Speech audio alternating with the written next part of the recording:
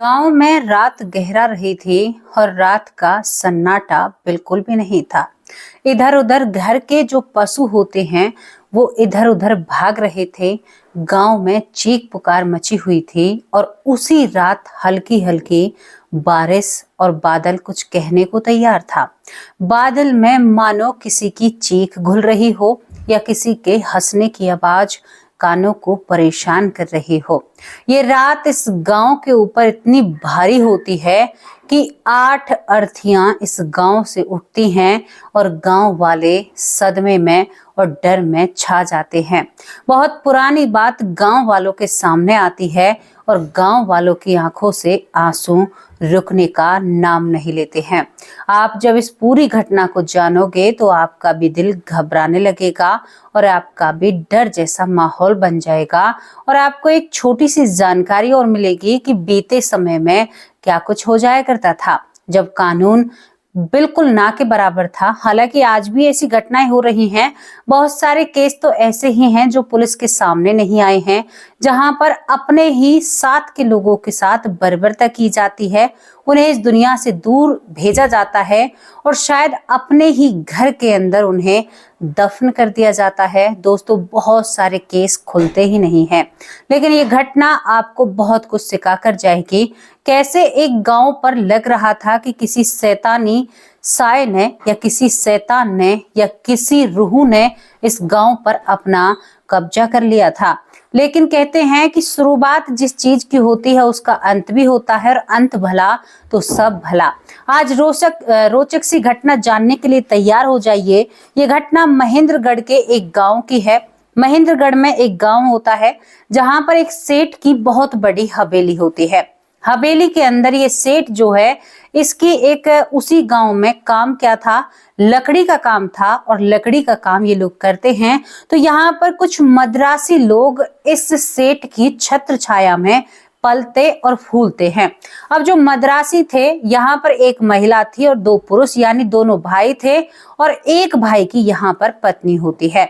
दोस्तों, यहाँ पर सेठ के यहाँ पर ये रह भले ही रहे थे, लेकिन पूरे दिन ये काम करते हैं और जैसे ही शाम होती है मद्रासी दोनों दारू पीते हैं और यहाँ पर शराब का सेवन भी करते हैं और मांसाहार भी करते हैं। इस बात से ये पूरा गांव परेशान था। कई बार सेठ से शिकायत भी लगाई थी कि सेठ तुम गलत करते हो, हम बिल्कुल भी मांसाहार को हाथ नहीं लगाते और ये लोग यहाँ पर ऐसा सब कुछ करते हैं। आप इन लोगों को काम से निकालिए, ये अपने वहां पर मद्रास वापस जाएंगे। अब यहाँ पर कई मद्रासी रहते हैं, 3 जने, और इनका बस रोज का यही काम था, शराब का सेवन करना और यहाँ पर इनका मांसाहार करना। हर रोज हांडी पका करती थी और ये मौज मजे से खाया करते थे। सेठ ने इनको उसी जगह यानी सेठ की जो हवेली होती है, अलग कमरे दे रखे थे। हवेली इतनी बड़ी थी कि सेठ का परिवार भी गांव में नहीं रहता है, केवल सेठ ही रहता है और पुश्तैनी जो हवेली थी वो बिल्कुल खाली सी पड़ी थी। धीरे धीरे वक्त निकलता है तो क्या मामला था, दरअसल ये जो मद्रासी थे और इनके साथ जो महिला थी, यहाँ पर इस महिला के साथ ये दोनों लोग गलत भी करते हैं और इस महिला को ये पिटाई भी लगाते हैं। जब इस महिला को पीटा जाता है तो आसपास के लोग 2-4 घर बहुत परेशान हो जाते हैं क्योंकि आसपास आवाज आया करती थी। अब एक दिन शाम की बात है, ये सभी लोग खाना खाते हैं, तीनों मद्रासी, और शाम के वक्त इन सभी में लड़ाई शुरू हो जाती है। जब इनमें लड़ाई शुरू होती है तो गांव के लोग बहुत ही परेशान, औले मोहल्ले वाले जो आसपास के होते हैं। अब जैसे इस महिला पर हाथ उठाते हैं ये दोनों भाई, तो यहाँ पर ये महिला बहुत जोर से रोने लगती है। भाषा किसी की समझ में नहीं आती है और यहाँ पर इन मद्रासियों से करीबन 2 या 3 परिवार बहुत जलते थे, बहुत ही बुरे लगते थे 2-3 परिवारों को। अब ये निकल कर आते हैं और कहते हैं कि तुम रोज की रोज का तुम्हारा ड्रामा है, हमारे बच्चों पर गलत प्रभाव पड़ता है, तुम एक महिला को 2-2 पुरुष परेशान करते हो, ये तुम्हारी बहुत गलत बात है। दोस्तों, यहाँ पर अब तक उस मद्रासी महिला के पति से सब कुछ कहा जा रहा था, लेकिन वो जो देवर था या जेठ था वो भी ओड़ में बोलने लगता है और यहाँ पर छोटी सी बात से एक बड़ा विवाद बन जाता है। सेठ जब तक इस विवाद के बीच में आता है तब तक देखा जाता है कि गांव के 15 से 16 लोगों ने मिलकर इन तीनों जनों को इनकी लंबी सांसें खींच दी थी, मतलब बहुत बुरी तरह से पीटा और ये तीनों ही अधमरे इन लोगों ने कर दिए, यानी इनके अंदर जान भी होती है और जान नहीं भी होती है। जब ये होता है तो सेठ कहते हैं कि तुमने तो बहुत बुरा किया, तुमने ऐसा क्यों किया, अरे अब क्या होगा। और आपको एक और बता दूं, ये घटना 1860 की है, यानी सन 1860 की ये घटना है। अब 1860 में जब ये सब कुछ हो रहा था तो ये बहुत बड़ी बात हो जाती है कि भाई ऐसा क्यों हुआ। यहाँ पर अब सेठ कहता है कि भाई इसकी जिम्मेदारी तो आप लोगों को लेनी होगी। अब उस समय पता है आपको, देश की परिस्थिति भी पता होगा। अब ये लोग कहते हैं कि कैसे हम जिम्मेदारी लें। सेठ देखो, तू भी हमारे गांव का है, तुम्हें यहाँ पर कारोबार चलाना है, और तू देख हमारी कोई गलती नहीं है, ये तो लड़ाई हो रही थी और हमें नहीं पता था इनके साथ ऐसा हो जाएगा। सेठ कहता है कि मैं हर्जाना नहीं भुगतूंगा, तुमने तो इन लोगों को मार दिया। लग रहा था एक व्यक्ति बिल्कुल मर चुका था, लेकिन अभी एक महिला और पुरुष के अंदर जान बाकी थी। पूरा गांव इस बात को, मतलब आधा सा गांव आता है आधा नहीं आता है। रात का वक्त था, शाम की मैं आपको बात बता रही हूँ, तो कुछ लोग आ भी नहीं पाते हैं। अब यहाँ पर कुछ गांव के चुनिंदा लोग जो इस घरों के बड़े थे, यानी जो ये घर थे आसपास, वो कहते हैं कि सेठ एक काम कर, इस सब झमेले में कहाँ पड़ना है, कानून के इतने लंबे हाथ नहीं है। तेरी जो हवेली है पुश्तैनी, वो खाली थी, वो पड़ी रहती है, तेरी हवेली में कोई नहीं रहता, तो एक काम करो, उस हवेली में एक कमरे में इनको जमीन के अंदर दफना दे। हम इन झमेलों में नहीं पड़ना चाहते, तुम्हें भी पता है ब्रिटिश हुकूमत है, हमारा क्या होगा। यहाँ पर सेठ इन सब की बातों को मानते हुए एक मृत व्यक्ति और जीवित महिला और जीवित पुरुष को, तीनों को एक साथ जमीन में एक कमरे में दफना देता है। पहले जो हवेलियां हुआ करती थी, आप लोगों को भी पता है, वहां पर कुछ जगह कच्ची भी हुआ करती थी, फर्श फोड़ना इतनी मुश्किल नहीं होती है। पूरा गांव, यानी गांव के जो 10 से 11 या 12 घर होते हैं, वो इस काम को अंजाम दे देते हैं। और यहाँ पर मद्रासी जो होते हैं, मद्रास के रहने वाले, उन सभी को जमीन में दफना दिया जाता है। दोस्तों, उनमें से 2 लोग जीवित भी थे, लेकिन गांव वालों की आंखें मिट चुकी थी। उन्होंने अन्याय का साथ दिया था, क्योंकि उन लोगों ने अपने हाथ सेके थे, उन लोगों को ये लोग खटकते थे, और बात ही बातों में इस सब कुछ हो जाता है। अब यहाँ पर गांव वाले कहते हैं कि किसी को पता नहीं चलेगा। अब एक जना करता तो ईर्ष्या या जलन में ये लोग कर भी सकते थे, लेकिन अब ये सभी एक साथ, कहते हैं ना कि एक थैली के चट्टे बट्टे बन जाते हैं, सेठ से लेकर सभी लोग। अब यहाँ पर 1 महीना से 1.5 महीना बीतता है, लेकिन 1.5 महीने बाद हर रोज देखते हैं जो सेठ है अपनी हवेली में जो विश्राम किया करता था, वो बहुत जोर जोर से चीखने लगता है। एक रात ऐसी भी आती है कि सेठ उस हवेली से गायब हो जाता है, किसी को भी नहीं पता चला कि सेठ घर गया नहीं गया। सेठ का एक भी बालक उस हवेली को देखने के लिए नहीं आता है, और सेठ का कारोबार भी एकदम ठप और बंद हो जाता है, बिल्कुल मानो इस परिवार में कोई भी नहीं रहा। लेकिन इस बात पर किसी ने भी ध्यान नहीं दिया। अब धीरे धीरे वक्त निकलता है। यहाँ पर 1860 से अब 1900 यहाँ पर करीबन ऐसा आ जाता है, 1900 का दौर चल जाता है। दोस्तों, सन बदलता है, धीरे धीरे वक्त निकलता है, गांव के लोग निबटने लगते हैं, गांव में लोग कम होने लगते हैं, क्योंकि देखो जो आया है वो जाएगा। 40 साल बीत जाते हैं। जब 40 साल बीतते हैं, 1901 चलता है, तो अब इस गांव में एक व्यक्ति होता है जिसका नाम यहाँ पर जग्गा होता है, और एक व्यक्ति बहुत बुजुर्ग था जो उस पूरे हादसे से वाकिफ था, लेकिन गांव कहीं ना कहीं भूल चुका था कि इस हवेली में क्या हुआ था और मद्रासी लोगों के साथ क्या हुआ। गांव ने बिल्कुल ये भूल कर दी थी।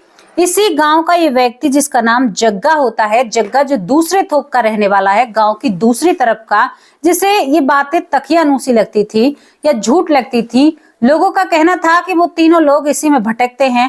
कभी कभी सेठ को भी देखा जाता था, यानी आप सोचकर देखिए, क्या सेठ को मार दिया गया था भूतों के जरिए, ऐसा कुछ लोग कहते हैं।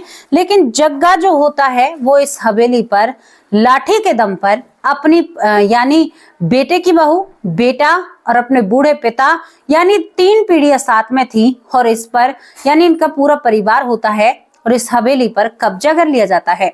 गांव के कोई भी कुछ नहीं कहता है, क्योंकि जग्गा उस टाइम दबंग था, उसके हाथ में लाठी थी, और वो गांव का एक जाना माना हट्टा कट्टा और संपन्न परिवार था जो किसी से भी नहीं डरता है। अब ये इतनी बड़ी बात हो जाती है, लेकिन यहाँ पर एक बुजुर्ग व्यक्ति कहता है कि जग्गा तुम गलत कर रहे हो। वो कहता है कि क्यों?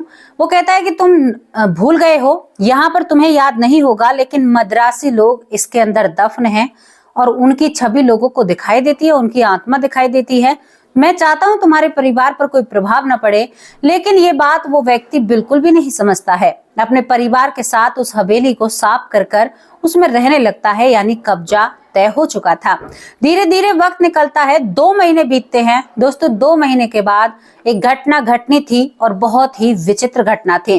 2 महीने के बीच में यहाँ पर जो जग्गा की पत्नी होती है या जग्गा के बेटे की बहू है, वो कहती हैं कि हमें इस घर में कुछ न कुछ दिखाई देता है, कोई यहाँ पर घूमता है, पैरों में चोट है, तकलीफ है, शरीर बिल्कुल चोटों से भरा हुआ है, हमें इस घर में नहीं रहना। लेकिन जग्गा एक की भी किसी की भी कोई बात नहीं मानता और कहता है कि तुम लोगों को तो यहीं पर रहना है और यहीं पर वक्त बिताना है। अब एक दिन ऐसा आता है कि जग्गा को किसी रिश्तेदारी में जाना पड़ता है। जग्गा के पिता, जग्गा की पत्नी, जग्गा का बेटा, जग्गा के बेटे की बहू और यहाँ पर उनका एक लड़का, ये सब घर पर रहते हैं। केवल जग्गा ही उस घर में नहीं रहता है, वो उस रिश्तेदारी में जाता है। दोस्तों जब वो उस रिश्तेदारी में जाता है और रिश्तेदारी में 2 दिन रहने के बाद जब वो लौटता है तो देखता है कि उसके घर पर काफी भीड़ जमा है।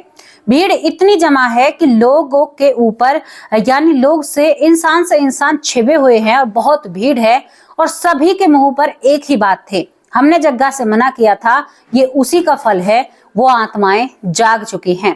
जग्गा जैसे धीरे धीरे अपने कदम अंदर की तरफ बढ़ा रहा था, वैसे ही देखता है कहीं बेटा पड़ा हुआ है, कहीं पिता पड़ा हुआ है, शरीर पर चोट थे, कहीं पत्नी थी, कहीं बेटा और बहू थे। पूरा घर चैन की नींद, मृत्यु की नींद सो चुका था। जग्गा के पैरों तले जमीन खिसक जाती है। जग्गा घुटनों पर बैठता और कहता है कि परमात्मा तेरा मैंने क्या बिगाड़ा था।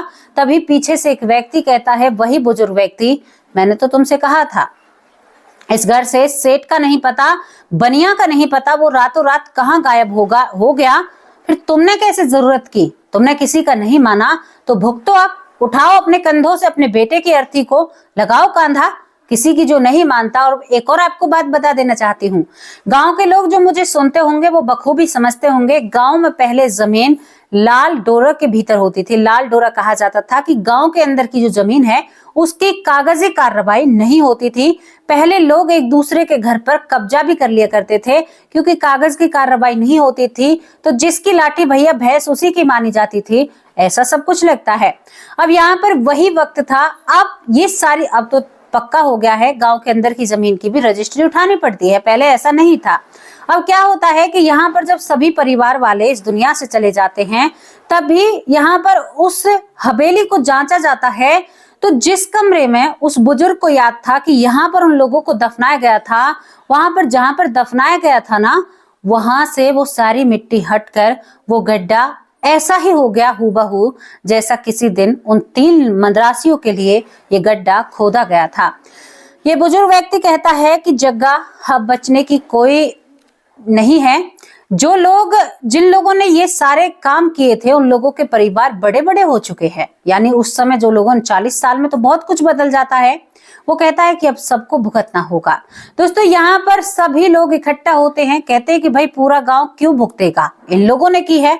अब यहाँ पर एक रात निकलती है और रात निकलते ही यहाँ पर जग्गा और जग्गा के साथ वो बुजुर्ग व्यक्ति किसी काम से शाम के वक्त जैसे ही बाहर निकलते हैं घर से, तो थोड़ी दूर एक बड़ का पेड़ था।